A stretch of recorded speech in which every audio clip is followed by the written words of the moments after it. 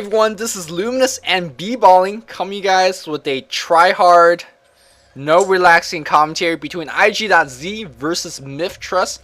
And B-Balling, if you would unpause in 3, 2, 1, go. And we're 11, 12, 12, 13. 13, 14. Oh my god, we can do math. We're I'm good. so impressed. We're good. B-Balling, you're not the first time on my channel, but your first time casting a legit game on my channel. So What are you talking about, man? All those games are totally legit. We were doing so much strategical analysis on the current pub metagame. I found it very insightful. Well, I'm glad, and hopefully we'll find this also a little bit insightful. And B-Balling is a up-and-coming commentator. He is the newest addition to our Dota commentary staff. He also does a Pubtastic adventure that I myself sometimes guest star in. So you want to check out, definitely you want to check out his channel. He has a good blend of pub commentary and also a good analysis of professional commentary. So you definitely, if you guys kind of enjoy my style, I think B-Balling is copying from me, right? Hey man, we both rip off each other a little bit. You know, I'm the original Pubtastic Adventures. I'm Pub Classic. You're like Diet Pub. Okay. So stealing each other a little bit. All right. So that's the introduction out of the way. Before I start with this game, I want to just kind of reiterate the fact that yes, you can play Dota with us, with me or with B-Balling. I play a lot on Dota commentators in-house a lot. So if you're looking for a nice community talking, a friendly community, right, to play in, Dota commentary in-house is gonna be it. We mostly play on Delicious.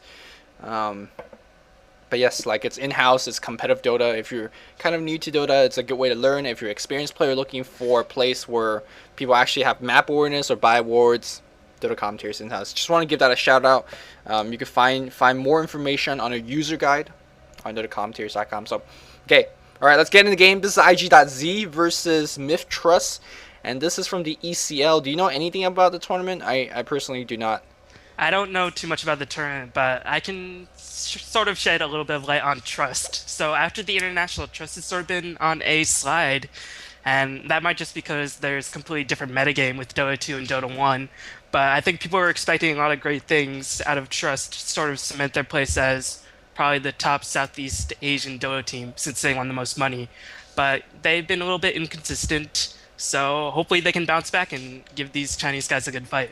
Well, the OMYM team was really up there as well, but actually after Dota 2, the OMYM team didn't do jack squat either, so hey, it seems like Dota 2 and Dota 1 aren't really the same game as everyone would like to believe. But okay, picks and ban here. iG.Z opening it up with the Invoker pick with Bat Rider, Pugna, and the Windrunner being banned.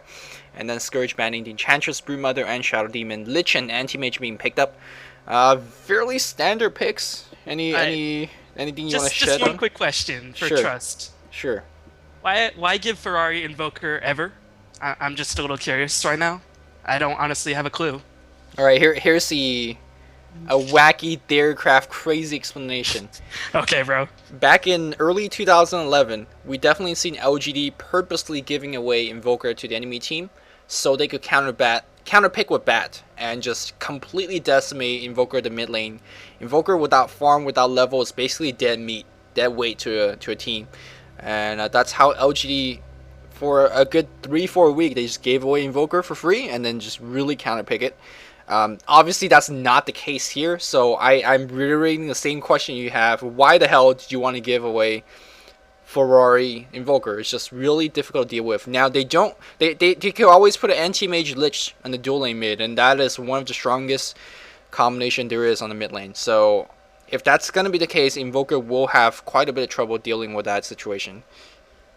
I'm not too sure because, you know, iG.Z definitely protected with the Bat ban. And Ferrari, I think Biggie Smalls and Notorious, Bone Thugs and Harmony wrote a song called Notorious Tugs, which I believe they're explicitly referring to Ferrari, because his Invoker is notorious, and it's a thug. It's thug. Yeah. Sentinel going for a very heavy positional heroes. They have to swap from the eventual shit.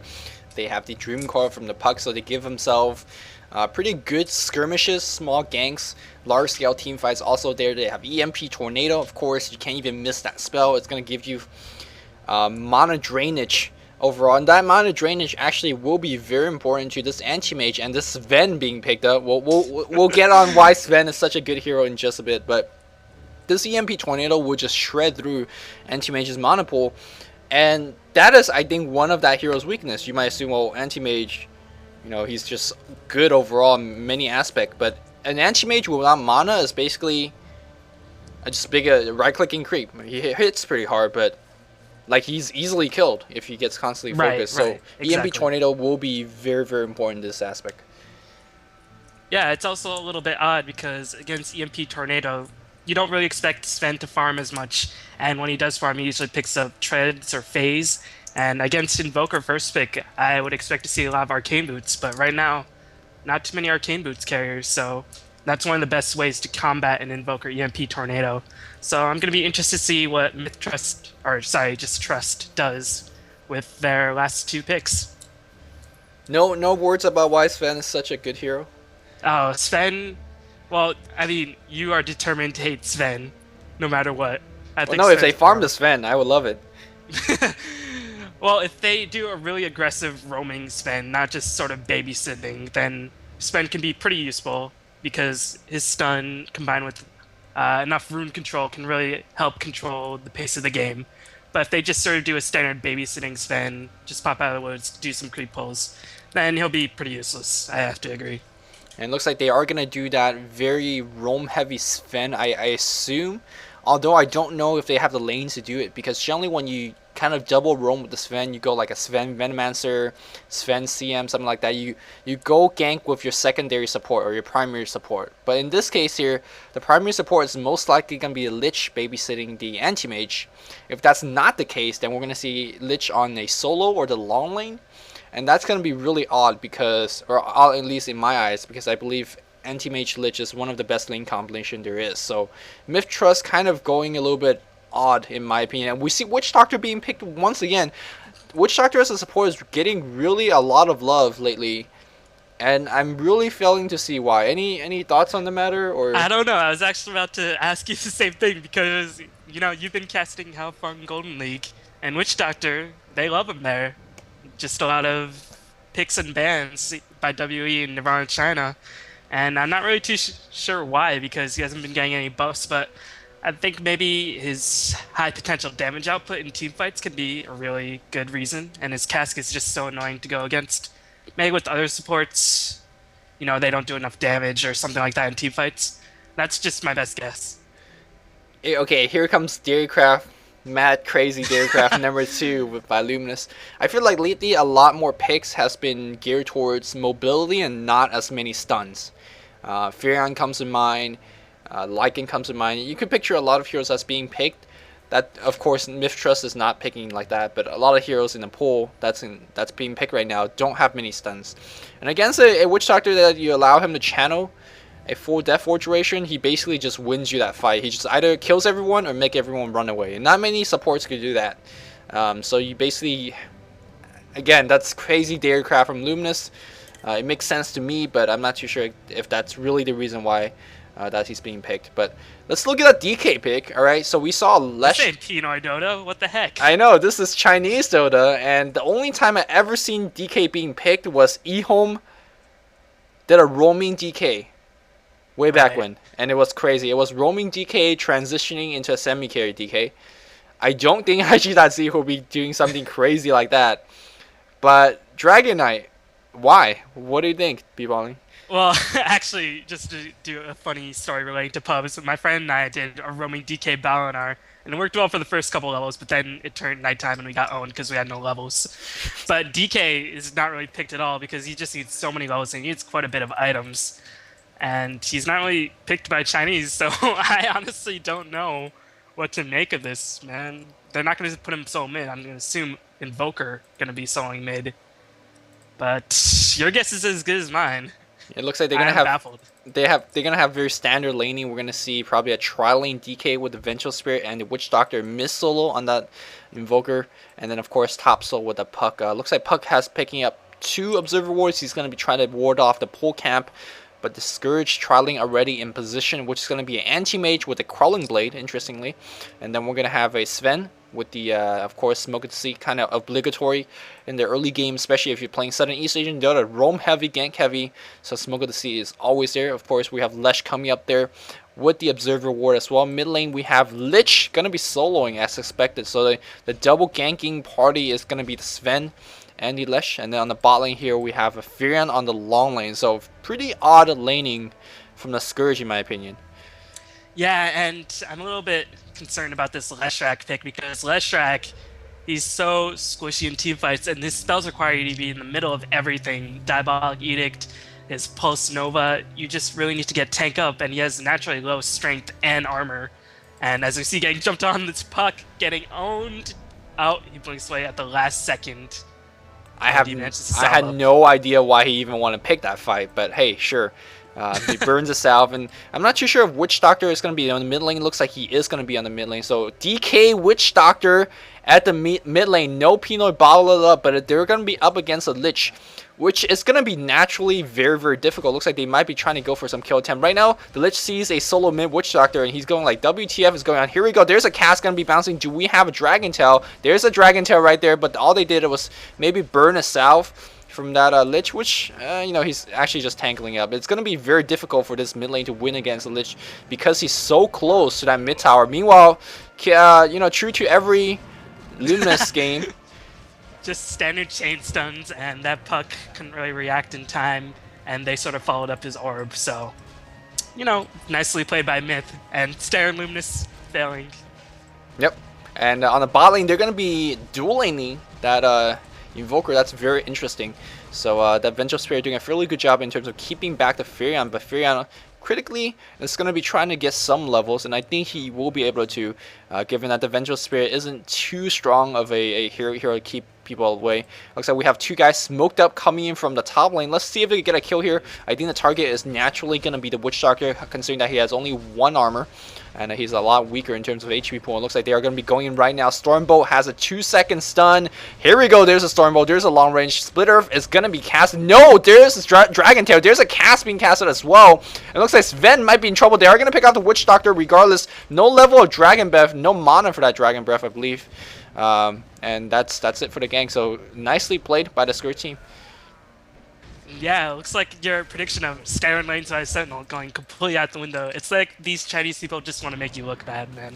They know you're an immigrant. They're like, we're going to betray you now. So, gonna totally screw up your lane predictions, but really nicely executed by the Scourge. And I'm surprised that Split Earth actually hit, because that stuff is hard to land, especially since the Sven stun wore off. But well done by the Scourge. And now they're going to go back to top lane, scare away this puck. Poor Dragon.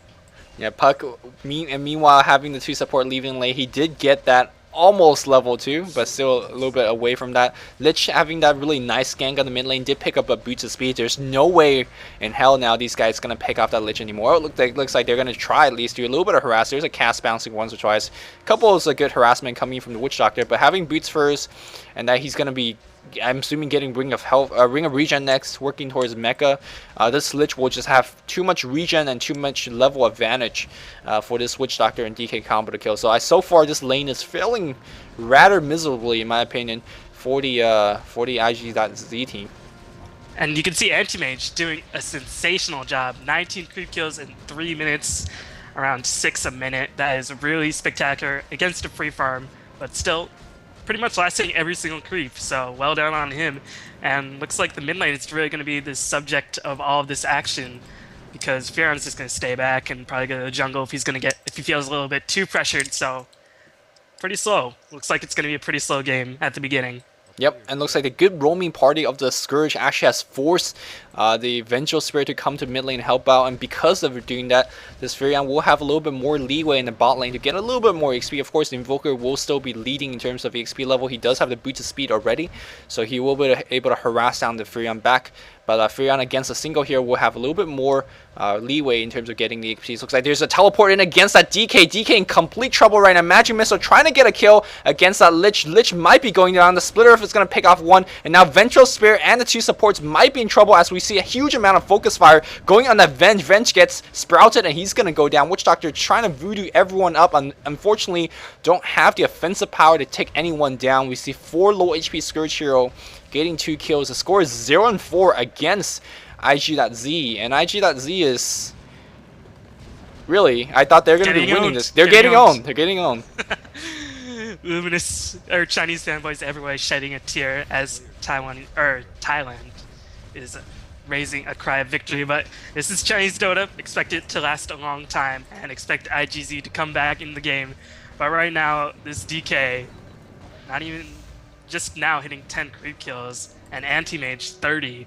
So you can tell really what the early game is telling, but it's really going to come down to how Ferrari plays within the next 10 minutes. If he decides to go gank heavy with his Invoker, which he tends to do. But I think a lot of Sentinel's potential comeback relies on Ferrari having a really strong mid game. Yeah, it looks like he is probably going to go for that very standard. It looks like we have even more gank attempt going in the mid lane here. Zoe just hitting so low in terms of HP, forced to burn another Salve. But yeah, going back to that Invoker point, you're absolutely right. He needs to get big in the mid game for the Sentinel to have any chance. Too interesting, I want to point out, before I hand the mic back to you, Lich at level 5 picked up Dark Ritual at level 3, so it just shows him how much he wants to control the lane, but denying the EXP and just basically saying, hey DK, you're never gonna get the creep equilibrium back to your hill. Of course, whenever you level up the Dark Ritual, not only do you get a little bit more mana regen back, but you also lower the cooldown of the Dark Ritual, so allow him to use it a little bit more. Looking at the top lane here, the anti-mage, not only does he have almost 40 CS, he also has almost 20 denies, and that's absolutely killing that Puck. Puck right now, it's 4.5. He doesn't have, you know, he's got 6 CS, and that's just indication that he's just really getting manhandled on that top lane there. And yeah, it looks like meanwhile there might be a gank on bomb for Ferrari, but now it looks like the Scourge support's just going to roam back. And I think what we have to conclude from this mid lane is that DK is not doing so well because he's not bottle crowing, and that just has to be that's the only explanation I can possibly think of at this moment. No bottle crow, no win. Exactly, man. That's the only explanation. Right. And we see level 3 Sven still, you know, keeping up, so he's doing all right. It looks like both the supports have picked up TP Scroll and critically the Boots of Speed, so any kind of mid-game gank, mid-lane ganks is going to be very important where people are trying to dive under that tower for safety, but if you could keep up with that Boots of Speed, it's going to be very important. But one thing I am worried about the Scourge support is that you can see that they haven't been doing anything. They are passively controlling the lane just by standing there, and the enemy guys will be worried. It's like, okay, there's this Sven stun coming my way, there's going to be Split Earth coming my way, but at the meantime, we don't have Sven and the Lesh getting EXP, so I'm glad that they're now going to bot lane to grab a little bit more EXP for themselves, because once that mid game comes, you guys know how useful that Sven's gonna be. And also, like you said earlier, the Lesh has no HP, he has no armor, and without levels, he can't tank either. So I'm really fearful for these Scourge supports. Meanwhile, on the mid lane, Triad dropped a Chain Frost on the DK and a Nova, but Zoe with that Boots of Speed managed to actually outrun the Lich and get back into safety of his tower range. But this must be Zoe's nightmare. This is literally what he dreads every time he goes to sleep. He has literally no farm, and this is a problem when you play DK. He is so level dependent as a carry, or even as a semi-carry, to get that level 16. And this is why he doesn't really pick that much. He just requires too much in terms of resources. And if you look at the Scourge pushing power, they are very, very strong in terms of pushing. If they ever win a team fight, which they can very easily do so, considering that you have a Stormbolt, you have a Splitter, you have a Chain Frost, if they win that team fight, they will have, you know, Force of Nature, they have Wrath of Nature, they have Diabolic Edict, which are just all great pushing spell. If need be, they can even drop a Frost Armor on their leading creep to tank against enemy creeps or enemy towers. So they gotta be very, very worried, they being iG.Z right here, because if they lose a fight, they're gonna lose so many towers. And again, this Sentinel team depends on the late game. They have you know, a DK that is really dependent on the level 16, and I don't think he will get at level 16 anytime soon, because Scourge doing a really good job right now controlling every single lane. There's nowhere for that DK to farm aside from that jungle. Right, and actually you see Furon going back to the jungle because he was sensing a bit of pressure, and we're seeing Leshrac get some much-needed experience. And Anti-Mage picked up a hand of Midas because he has 60 creep kills in 9 minutes. And this might come back to bite iG.Z in the butt, to put it lightly, because such a heavily farmed Anti-Mage this early in the game, without anybody really putting any pressure on him, I spells nothing but trouble, quite honestly. I actually dislike that choice. I'm gonna Animitis. Yeah, Hanamitis, because I feel like Anti-Mage is the epitome of a true mid-game carry, and he's an early game damage dealer as well. Let's for a moment imagine that he does not have a Hanamitis. That is a 1900 gold investment. In that 1900 gold, he could have finished that face boot and also get a Vit booster. And because if he had those two items, he would be diving the towers. Like, he could literally keep that puck away for internally. He could basically win his lane. And sure, you don't have that, guaranteed mid game and to late game gold, but you're gonna ramp up to your, whatever Vanguard, Face Boot, Manta so quickly. Maybe like a 22-minute, you finish that entire core set. You could just go for a push and you just win. Of course, Midas will give you more gold, but I feel like it's you don't need that extra gold if you can win the game. That's kind of how I see it. Maybe they're just a little bit worried because they know iG.Z is better than this, and they're not going to completely win the mid game, especially since Ferrari hasn't died at all and is getting decent farm. And maybe this is Southeast Asian anti-mage, just farm all day. Oh man, let's not get started on Southeast Asian Dota. But looks like this Lich has a double damage in the mid lane. He is. Oh, anti-mage diving for that puck. No Illusionary Orb and no mana on that puck. That puck is totally done. But Invoker TPs in. No, that puck jukes into the trees. Nicely done. And Ferrari Tornado. Best Tornado in the game. And it's gonna get that kill. Most likely one more hit and he is gonna get that kill. I think you're a little bit ahead. Let's try to sync up a little bit. 21-27 is my time. 29-30. You probably need to slow down once in a while. And right there, that is what I meant in terms of the item set allowing you to play aggressive. He had Phase Boot. If he had a Vit Booster, that kill would have been easy. He would have made it out alive with half HP. And that would have been a good merry way. Now that his Hanamitis probably off cooldown now and he can't use it because he's dead. And hey, right back to the fountain, says iG.Z. And actually that's a pretty big kill for iG.Z. First kill of the game. And on that anti-mage who is farming ridiculously quickly. So Ferrari needs to do more of this. As we see DK, he's like, alright, Lich, you win. I'm just going to QQ and cry in the corner in the bot lane. As Lich Track being jumped upon, Dream Coil, Dragon Tail, Illusionary Orb. Bye-bye, Lich. And a Fire Breath kill being claimed by Zoe here as he turns on that Poison Dragon form, level 1 Dragon form, trying to do a little bit extra damage to that tower. Looks like DK going for that hood, I assume. He has a Ring of Health and he has a Planeswalker Claw. I'm not too sure whether that's an indication that he just wants a little bit of magical survivability and maybe just get a Vanguard. But we'll have to wait and see. He's really just worried about just surviving at this point, and then you can see that the pressure that Scourge is putting up. DK generally, you say, he's pretty tanky already with that natural high armor with the Dragon Blood bonuses. But even so, he felt the need to get a little bit more. Yeah, I'm watching as you see going off against the Invoker. Invoker's gonna try to basically just run his way out, and he is gonna just run his way out. Well done by the Invoker. You know what I just said? Oh, I'm watching? I wasn't. Ow.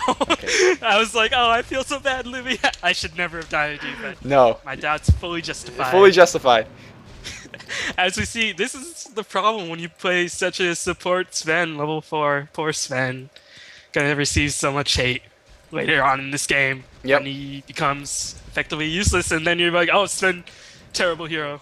Useless. Kinder words. No, he definitely has a 2-second stun, but that 2-second stun he definitely has a 2-second doesn't stun. scale that well. One thing I like to point out is that right now Sentinel doing an absolutely beautiful job in terms of keeping up tangles on all of their heroes except Puck, but Puck has Illusionary Orb, so he doesn't need it. And that's because there's a Furion on the other team. Of course, you could see that what Ferrari just did on the top lane here to escape the gang. He basically just tangled a Sprout and be like, yo, where's your stun net now? So, and he, of course, with Phase Boot, High Wex, he just basically walked out there. So very good job, good recognition by the Sentinel, knowing that they're behind and they cannot get further behind. So, hey, free tango, free anti-stun against Furion, so not bad. As we see an attempted gank on Zoe's life, but Zoe is just like, lol, and just walks away. And meanwhile, this anti-mage is still on that farm train, even with that death. Still probably going to hit 120 by 20 minutes, sorry. And it's just going to be on a roll, as looks like Ferrari going for an Orchid. What do you think about this? I think that is an absolutely beautiful item to get offensively and defensively against the anti-mage. Let's talk about the offensive component. Once you finish the Orchid, of course, you get a 5-second silence against the anti-mage. And anti-mage without blink, it is just easy to kill. He might have spell shield, he might have high natural armor gain, but if you look at his HP pool right now, 739, and that, trust me, that Hand of Midas does not help him survive. So if you get that Orchid ever finish offensively, it is going to be exceptionally beautiful against the anti-mage. And why do I say it defensively is also pretty good against the anti-mage? Well, because it gives you a lot of damage through the attack speed. It gives you a lot of mana regen, but critically, it doesn't raise your mana pool all that much. So if you're ever in danger of a mana void, you're not going to take that much damage because it doesn't raise your mana pool again. So overall, you only care about the offensive aspect, which is the Orchid Silence. But I believe it's probably one of the best items you get against a very, I want to say underfarm anti-mage. Of course, this anti-mage is not underfarm. It's just that he's not using his farm to go his traditional core item. Because if anti-mage has a Manta style, that Orchid becomes useless. But right now, anti-mage is nowhere near that Manta, so this Orchid buy is actually very good for that for Ferrari. Well, once with the Midas, anti-mage can get a Manta very quickly. But it looks like he's gonna go for Battle Fury, as there was a bit of a tower trade, and that will give DK a lot of room to farm, which he desperately needs, only being level 9. And this Sven, level 5, 15 minutes in the game. Man, his effectiveness is gonna scale so much as it gets to the late game. Looks like they're gonna do a smoke gang, and they are gonna find some. No, this Ferrari just running a little bit too fast. They still have that top tower alive. Looks like they might try to push this top tower, but they're gonna be having a little bit of trouble in terms of forcing this fight. How will the Scourge initiate? They have to get a blink dagger on that Sven to initiate, but unfortunately, guy's not getting farm. Unlike the Sentinel team, they don't have an EMP Tornado. They don't have a Puck Dream Coil to kind of just go in. So the initiation aspect of the Scourge is lacking, and that only means one thing: Sentinel could fight, at the mid and the late game. They could fight whenever they want and however they want. And if you give a team as good as iG.Z that kind of advantage, you're just shooting yourself in the foot. So I think Scourge is hoping to get a lot out of their laning phase, and I do believe they did. I'm not too sure whether this advantage will translate that well into late game though. Well, with anti-mage clearly going for the late game, it might work out for them. As we see Puck being jumped upon, but he just orbs out, and it's never really a good idea to gank Puck in the mid game. You can do better things like ganking this DK, as Zoe just getting complete V farm. This is Zoe's best stream ever after that horrible nightmare, as he gets complete free farm. But meanwhile, it looks like Scourge, they're like, alright, we want to push, but Ferrari just says no and drains all their mana. And no Arcane Boots, interestingly enough. As we see Leshak being jumped upon by Zoe and Ferrari, and looks like he's going to go down. Scourge support players a little bit out of position, and when you say interestingly enough, you mean like questionably enough. There's no Arcane Boots, and you're absolutely right. If you do not get Arcane Boots against Invoker, he will just stop your push cold, as he easily did so with a single EMP Tornado. And the Scourge guys just have to back off. In fact, they are going to be losing a tower when they're initiating the push. So let's see who's going to be last hitting that tower. If DK end up getting it, that's going to help out his farm so much. It looks like it's going to be the Witch Doctor. Woke Fund My Wards Foundation. But DK is actually going for a very survival based build. Going to be actually going for Hood. Let's see if he's going to stop short at that, or if he's going to pick up even another HP item. Maybe he's going to go straight for BKB after this. Wouldn't be too bad a build against the Scourge lineup because they mostly excel in magical damage. There is an anti-mage that you have to worry about, but that's a DK with 15 armor. I think you'll be fine. And it's like my art teacher always said, when you call something interesting, you always mean that it's bad. As we see Ferrari getting a solo kill on the anti-mage, that is really unusual. How? Just EMP Tornado? Outplayed. No mana? Outplayed. I suppose so. Hey, Hand of Midas being quite effective so far in this game. And looks like Sentinel want to get another tower, and I think eventually with the anti-mage going with such a late game build, I think DK should pick up some damage, because pretty much he's their only damage, because a lot of Sentinel's damage is based on magic, with the Maledict, with the Puck Dream Coil, and Ferrari just owning it up. So I think DK should probably focus a little bit more on damage rather than getting a BKB, quite honestly. What do you think about that, Luminous? Oh, what now?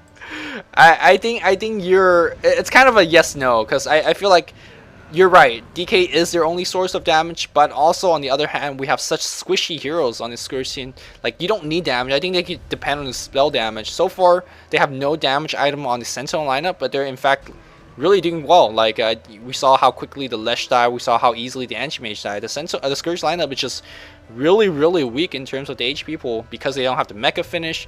Overall, because they don't have enough defensive items. So I think until the Scourge team pick up a mecha, maybe a pipe, and maybe a force staff or two, I think Sentinel could get away just picking up defensive items themselves because spell damage would just do enough right now. At least that's how I feel. And looks like Sven, not even level 6, 20 minutes in the game. Effective. Still Very a 2-second stun. That's it.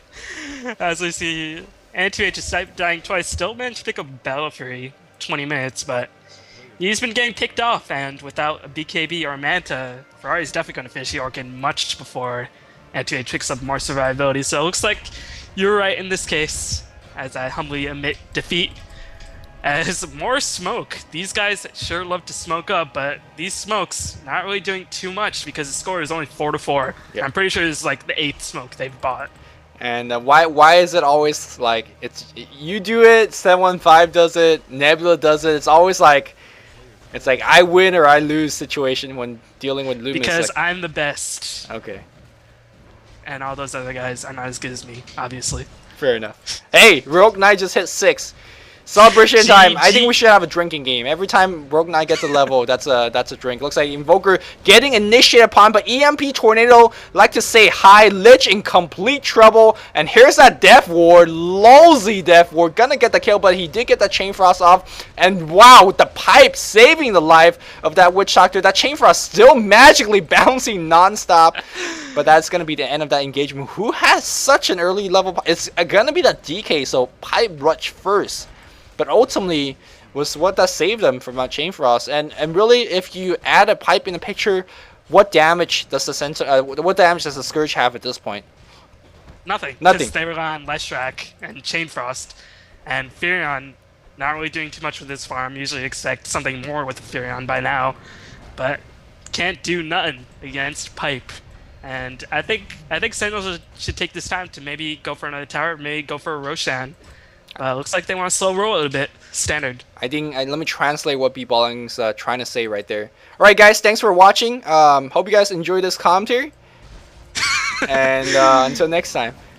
No, I wasn't saying that. I think if I translate myself, I'm like, I think Sentinel should do something rather than standing around. But nope. Looks like they're gonna farm. No, they are doing something they're gonna right. Push yeah, mid. They're pushing mid right now.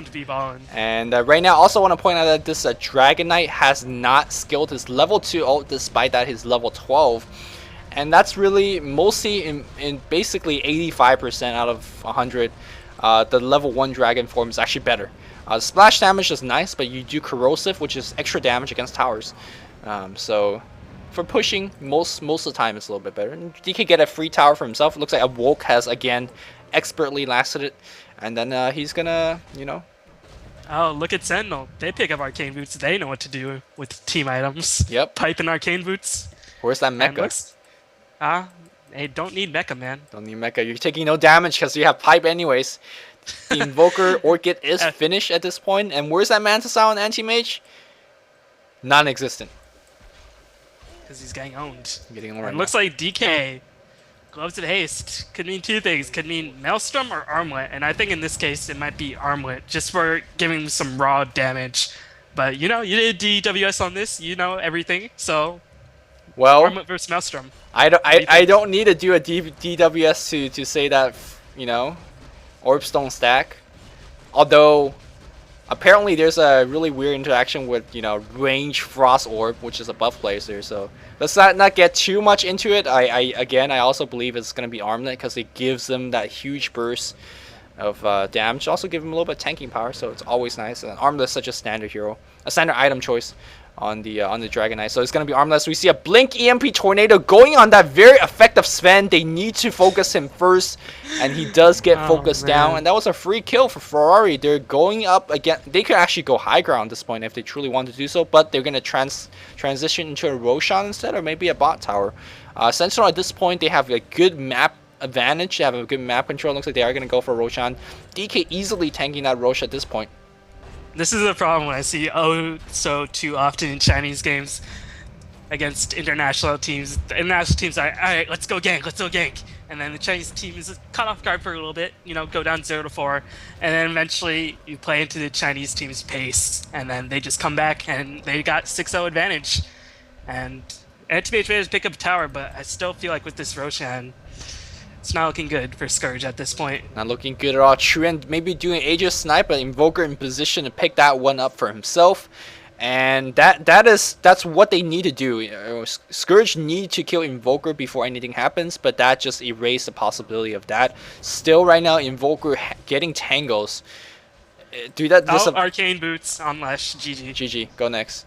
But right now, this Anti-Mage, look at how much HP he just lost against a single Invoker, and now he realized, oh shoot, I need a Mantis. I really desperately need the Mantis, and he's working his ways there. But I think by the time that he finished the Mantis, he has to worry about yet another thing coming from the Sentinel, whether it's going to be a Hex on that Invoker, whether it's going to be another crazy item that counters the Anti-Mage outright. So I feel like that. I think you're being a little bit overly dramatic here because, he has Midas. He'll be able to farm that Mantis style very fast, especially with that Battle Fairy.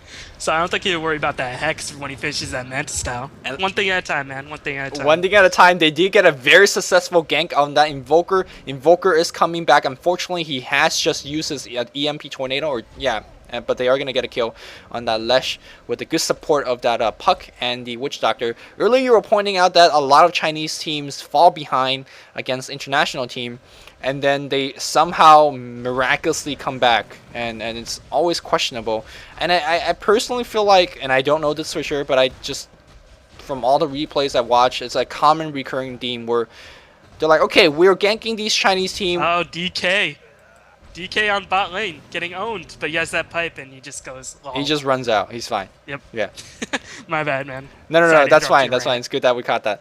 But as I was saying, I feel like a lot of Chinese teams, or a lot of Southeast Asian teams, European teams, whatever, they just keep ganking, and sooner or later, I think unless you're Navi, sooner or later, like, the Chinese team will just adapt to it, and you're not going to be able to gank. So we saw very successful 0-4 ganking coming from Mistrust, but ever since then, it's a 7-0 advantage for the Sentinel. So Sentinel right now doing a fairly good job. Now they're actually on their own ganking, and it's gonna be difficult for them to. I mean, look at how weak the HP pool coming from the Scourge right now. Oh, a smoke up mid as Dream Coil catches two heroes, silencing the Sven with the Orchid, and he's gonna get off a couple hits. But it looks like the Anti-Mage is gonna go in.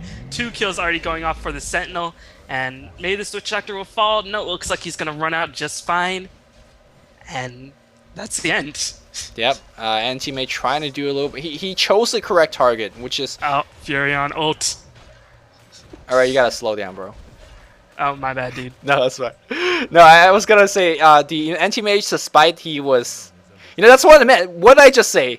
Because after he finished the Manta, I was like, okay, I got the Manta. I don't have to worry about one thing. I have to worry about nothing. These guys actually could kill me now because they have so much damage. And no, that's exactly what I mean. I wasn't being overly dramatic. I feel like this Anti-Mage is falling behind as you see that he's actually in danger in his own jungle. Does he have mana? It looks like he does not. Clutch silence coming from this Anti-Mage. Anti-Mage trying to pick off someone. It looks like he might be able to do so. Anti-Mage, no mana at this point. He needs a little bit to blink away.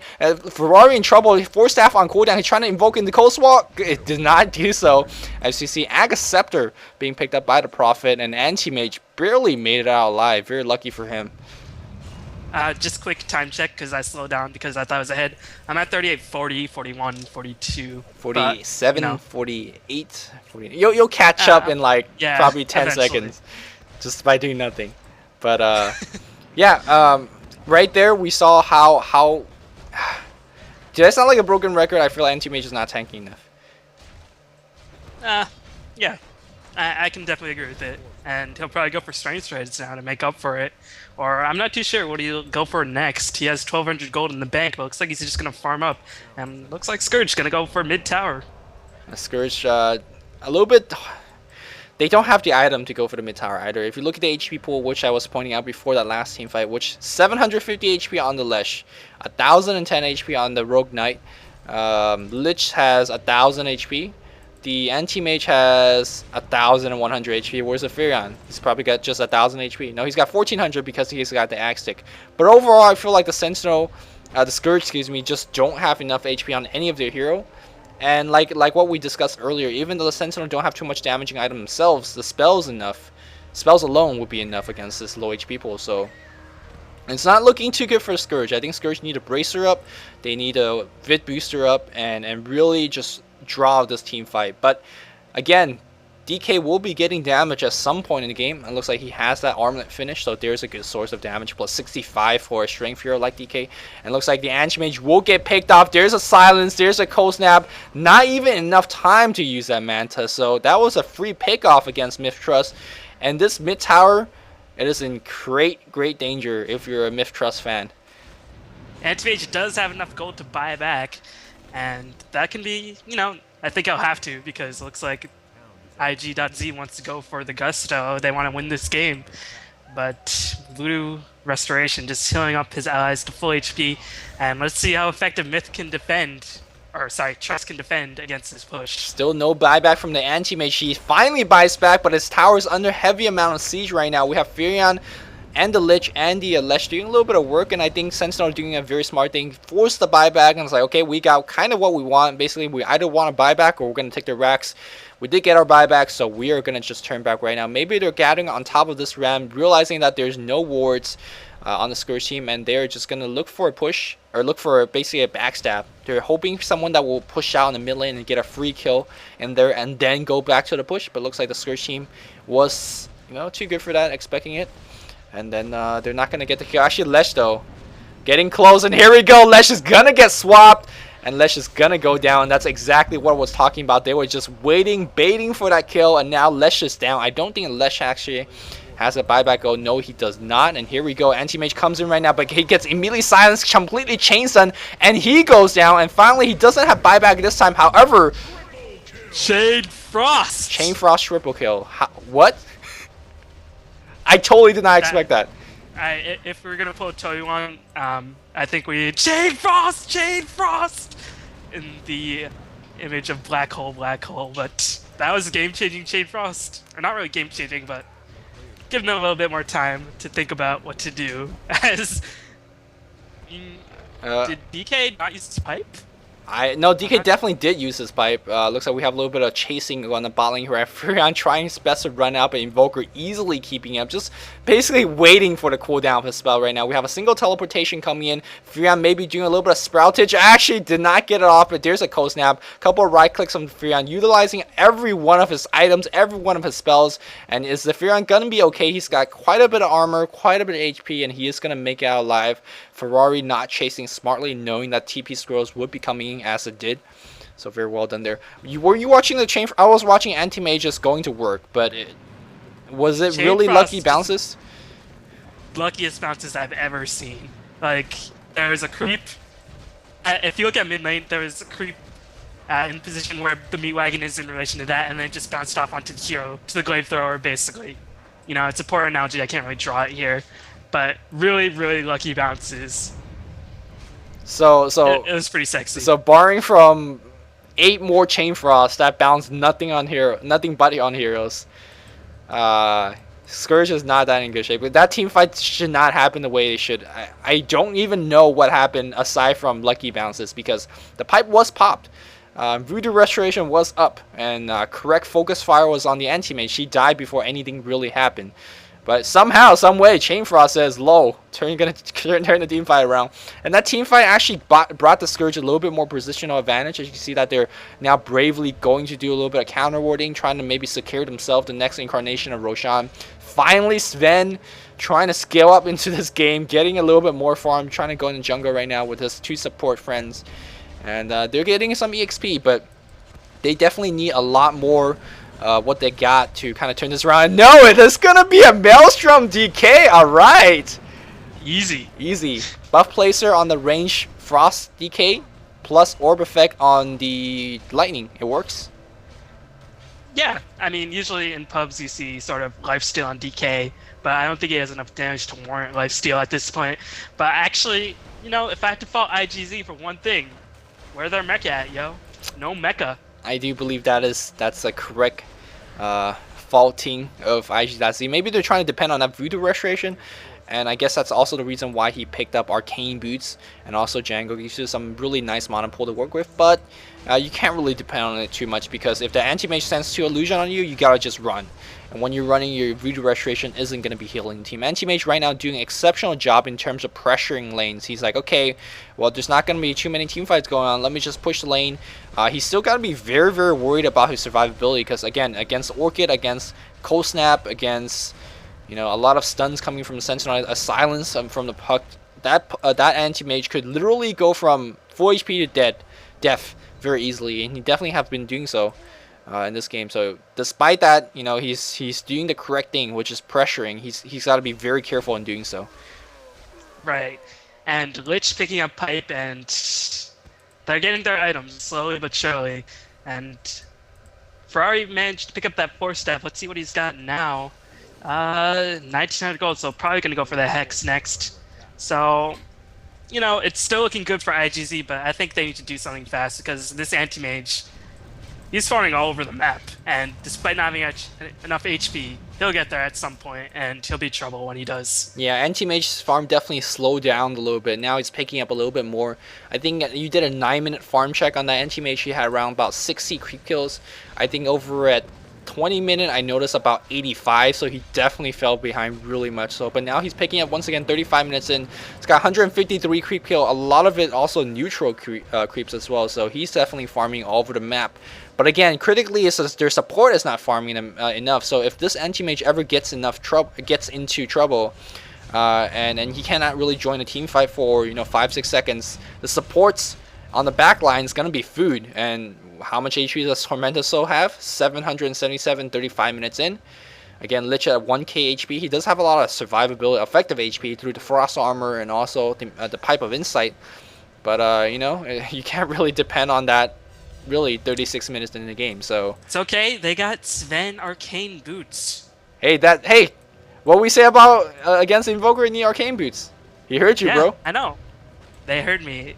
I was channeling my thoughts into this game, despite it being played before, and looks like some nice counter warning. Try to catch this ward, but Mishack's too strong for this Witch Doctor. But no, he got that. So, and DK finally hits the point at which DK is most effective.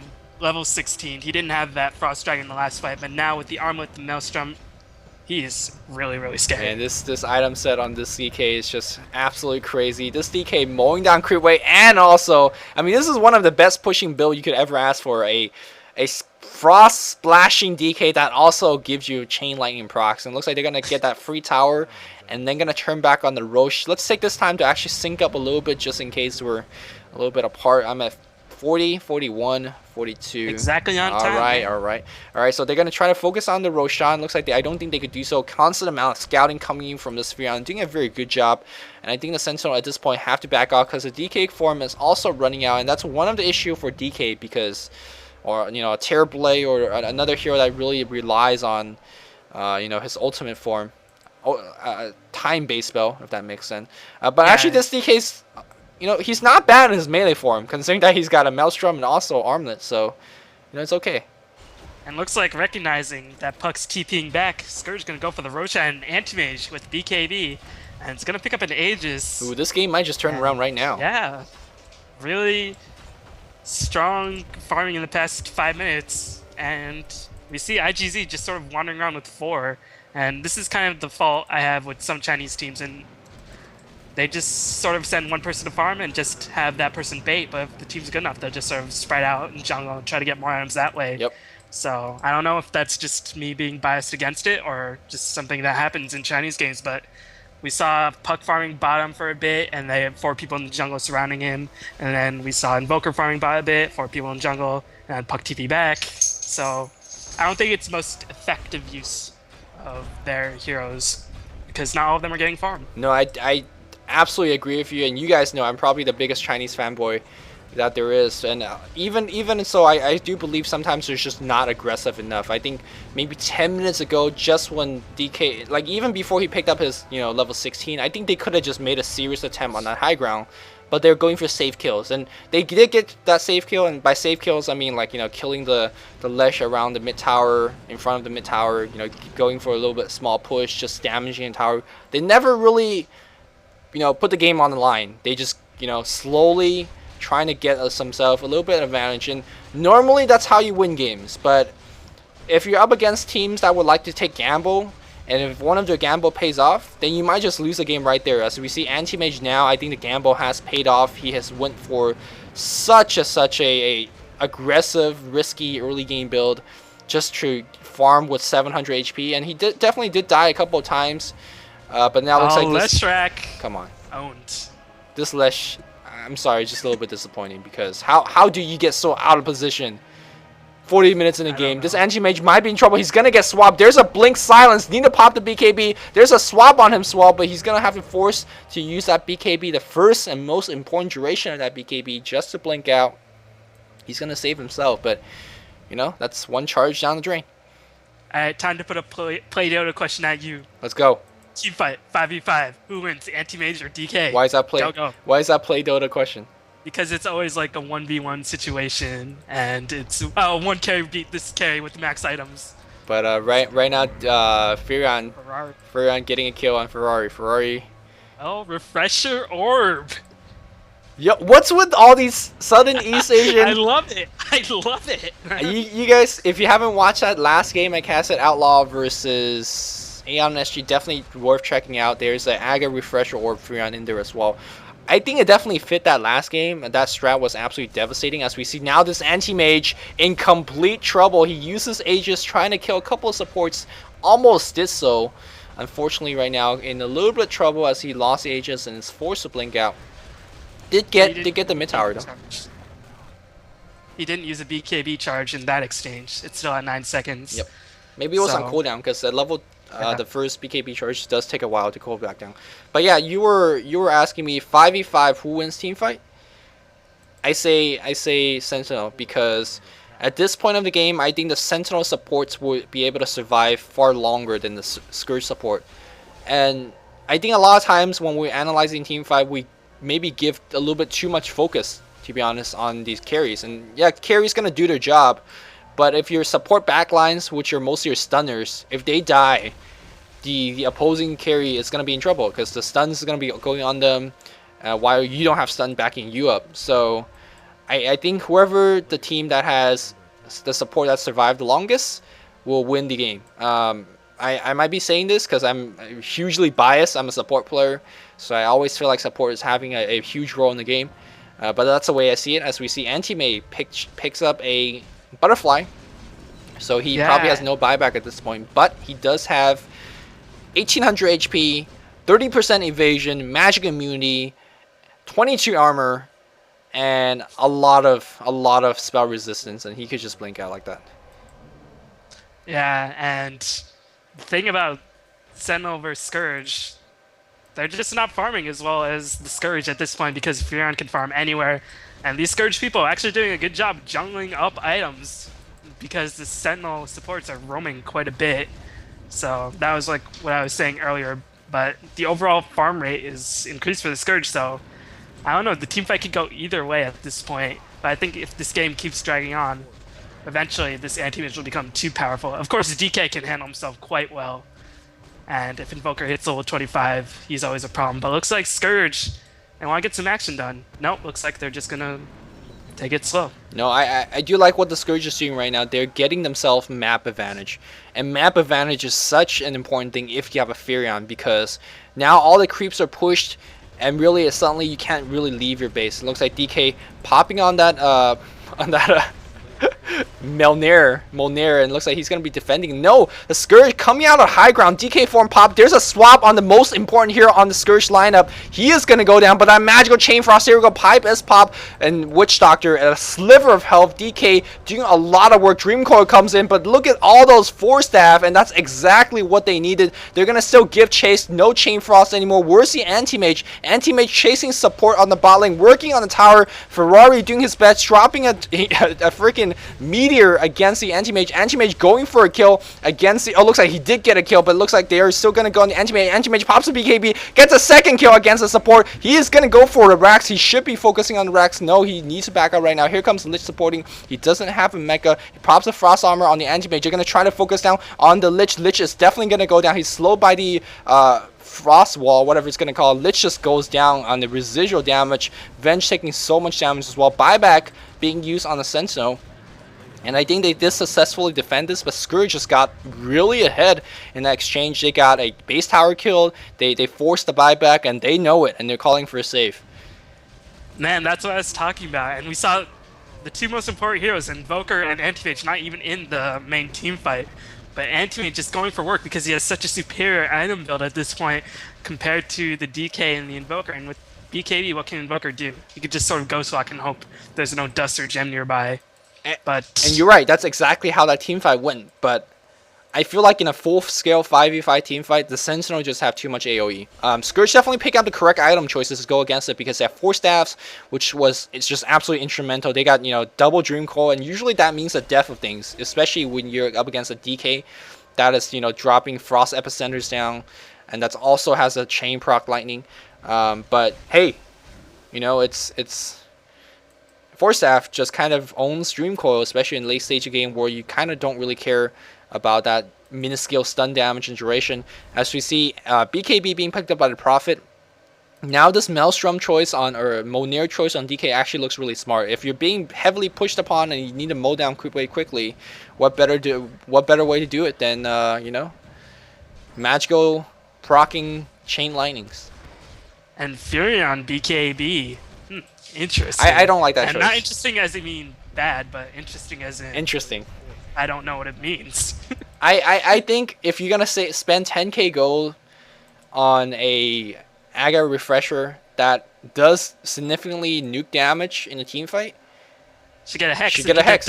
Yes, you definitely should get a hex. I don't think he would just wait to use the first hex and then Wrath of Nature and then refresh and use the second hex. I think he would just double it up really quickly because that damage actually could get pretty big. As we see, Anti-Mage might be in a little bit of trouble. He pops the Manta and should be fine. Now going for the heart, and he's gonna be okay. One thing about this Anti-Mage that we didn't point out is that he dropped his Midas quite quickly, and I think a lot of players, they get pretty sentimental with that hand of Midas because you spend a good bulk of your time farming up in an early game. You're like, I don't want to part with this item that I spent so much time farming up. But when it's time to let go, it's time to let go.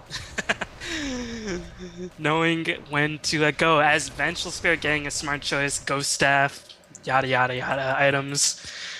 Sorry, just sort of like something happened already. God.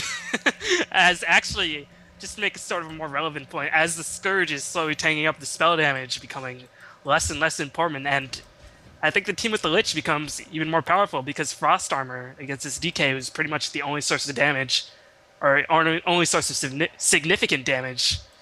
It's going to be negated quite a bit by that Chain Frost, so I think Lich just too broken, man. I hate that hero. Well, you know what they say about the Maelstrom, proccing magical damage, so that is one thing that's going to bypass the Chain Frost, but that's, just a fraction of DK's damage, so you can't really factor too much into it. I feel like Sentinel, if they don't have a mecha by now, they really should, because you're up against Aga Scepter, Refresher Orb on the Furion. It is gonna hurt. It is literally a Dagon. But unlike there's a team fight gonna be breaking out right now. They're gonna focus on the Anti-Mage. Anti-Mage pops the BKB, pops the Manta Style, goes right at the Witch Doctor, gets 1 kill, and DK in complete trouble as he's Chain Stun right now. He doesn't have the BKB, and he's just gonna get focused down as we see Scourge just winning this fight easily. Oh, what now? Luminous get owned by Bivon. Well, I think iG.Z got owned. Luminous didn't get owned. iG.Z. iG.Z. But yeah, I think we just saw, if you don't farm enough with all your 5-year heroes, and if you take gambles like the Scourge, like you said earlier, they're going to get farmed up faster and just overall get tankier. And looks like Scourge, they want to go for the juggler, man. They want to own this iG.Z team. But it looks like Ferrari going to say no. Yeah. But Ferrari can't do too much except pop EMP Tornado. They're gonna just and with double arcanes. They're gonna just ignore the DK anti-mage. Look at how tanky he is at this point. Having a heart, a butterfly, a manta style. I mean, and of course his natural high. Well, they're actually doing a fairly good job in terms of picking on good chain stuns, good silences, and they actually might pick off this anti-mage. Yeah, I think it's gonna be close. Yeah, no, not before he gets 1 kill, and he does die with popping the BKB right now. I think that was a buyback from that Invoker earlier, so he doesn't have the buyback anymore. Anti-mage does buyback. He's gonna just blink back in the battle. It's gonna take a while, but that was a second Rax being claimed by Myth Trust as well, and surprisingly, it is Myth Trust gonna claim this game. Yeah, really surprising as Anti-Mage just about back. He's like, alright, I can buy that because, you know, gonna pick up an Aegis. So He doesn't even have room for that Aegis. I know, seriously. I was just about to say. Maybe drop Battle Fury? No, probably just give both to Furion. But Furion doesn't have room either. What the heck, man? Look at how quickly Furion farmed up a Hex after a BKB on the hero. He's absolutely stacked, and that is one benefit of the double Wrath of Nature. Like, you could get a lot of kills in a team fight, but also you just get a lot of farm, just farming heroes. Yep. Because it hits the map. So I feel like Sentinel did a poor job in terms of reacting to it. Again, there's not enough mecha, or there's no mecha at all. There's not enough cloaks. There's not enough HP on their hero. So against what I said, I feel like, okay, they tanked enough. They should just go back in terms of getting items. I think as soon as they realize that, hey, we see an Aga refresh orb on that Furion, you just immediately have to go back to tanking, because again, it's really a Dagon against your whole team. It's just nasty. Alright, Luminous. Since you're a Chinese fanboy, I can ask you with this, an unbiased opinion. Do you see any way for Sentinel to come back against a double refresher Furion with 2 racks down? Do you see any way? No way in hell. No way. Unless they pull off some crazy Nirvana China base race. Crazy. They don't even have the hero do it though. Like, DK is not that type of hero. Like, so right now they're gonna just go for the anti-mage. If they can focus down on the anti-mage and doing a fairly good job in doing so, they need to keep chains on him. But that butterfly evasion just doing so much. He's gonna just blink out. 2 seconds later, he's gonna come back with full HP with that heart. And here comes this chain frost doing so much damage. Entire Sentinel team weak as heck as they're losing HP pool so rapidly. Looks like DK is alive. They did pick off 1 hero and they're going for it. Actually, DK might be okay as they defend this. Wow, this game is just all over the place as we see Prophet buys back, but that's the beauty of Prophet. He buys back, comes back with full HP, and the Sentinel really low. They gotta be worried about this building, this last tower at the top lane. 89 HP, and the relentless pressure of the Scourge is not ending. Yeah, but still, what a team fight. I definitely wasn't expecting that at all, but a brilliant swap. And without Anti-Mage, there wasn't really too much sources of damage for the Scourge. I mean, yeah, I'm just a little bit flabbergasted because I expected that team fight to go completely the other way. But DK picking up crits, it's gonna give him a lot of damage. So, it's a long shot. It's actually more than a long shot. It's a snowball's chance in hell. But Sentinel, they have the slimmest of hopes, especially after winning that team fight. They're gonna try to drag this game out as long as they can. Some really nice item progressions on that Puck. He's got a Blink Dagger, he's got a Hex. Meanwhile, the Vengeful Slayer having a Ghost Scepter. Let me see how the Witch Doctor is doing. He's gonna just basically tank up. Oh, Puck's had that Hex for like the past 20 minutes. Okay, well, it's so actually terrible item progression. Alright, terrible item progression. Probably saving for buyback at this point then. He does have 1900 gold and he will have buyback even after a death meal. Let's look at Scourge God. They're trying to get a BKB on that Sven, and 53 minutes Sven BKBs. An epitome of, why Sven is such a good hero that you want to pick. Lesh have a Force Staff and a Ghost Scepter, and that's an item that he really needs. Although Ghost Scepter is going to amplify the lightning proc damage, just want to point that out. Of course, we talked about this Furion having a good amount of gold still after that buyback and after that death.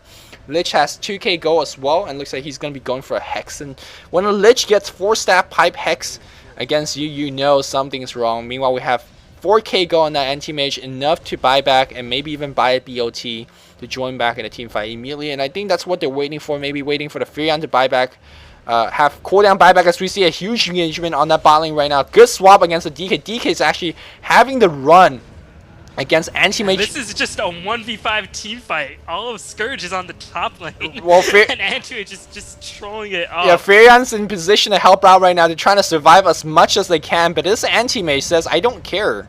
I popped the BKB, I popped the Manta. He's doing a fairly good job in terms of baiting out a DK farm.